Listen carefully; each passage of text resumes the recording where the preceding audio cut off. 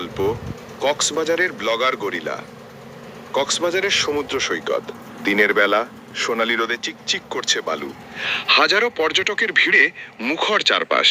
কেউ সমুদ্রে ঝাঁপিয়ে পড়ছে, কেউ বালির ওপর দৌড়াদৌড়ি করছে, আবার কেউ প্রিয়জনের হাত ধরে হাঁটছে। সবকিছুই ছিল আর 10টা দিনের মতোই স্বাভাবিক। কিন্তু হঠাৎ করেই সব কোলাহল থেমে গেল।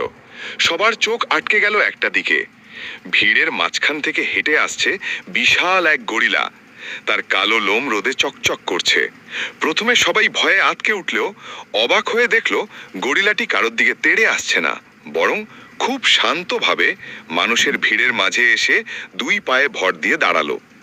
তার চোখে মুখে একটা ভাব গাম্ভীর্য, যেন সে কিছু বলতে চায়। কিছুক্ষণ পিনপতন নীরবতার পর ঘটল সেই অবিশ্বাস্য ঘটনা। গরিলাটি তার গম্ভীর গলায় পরিষ্কার বাংলায় বলে উঠল, বন্ধুরা, তোমাদের কক্সবাজার কেমন লাগছে? মুহূর্তের জন্য সবাই যেন পাথর হয়ে গেল। একটা গরিলা কথা বলছে, তাও আবার কক্সবাজার নিয়ে।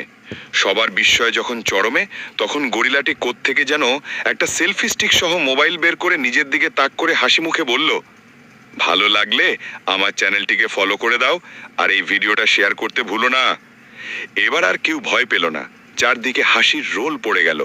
সবাই বুঝতে পারল এটা কোনো সাধারণ গরিলা নয়, এ হলো এক ইনফ্লুয়েন্সার গরিলা। বাচ্চারা হাততালি দিতে শুরু করলো, আর বড়রা মোবাইল বের করে এই অদ্ভুত মুহূর্তটি ক্যামেরা বন্দি করতে ব্যস্ত হয়ে পড়ল। সেদিনের পর থেকে কক্সবাজারের মানুষের মুখে মুখে ঘুরতে লাগলো সেই বিখ্যাত ব্লগার গরিলার গল্প।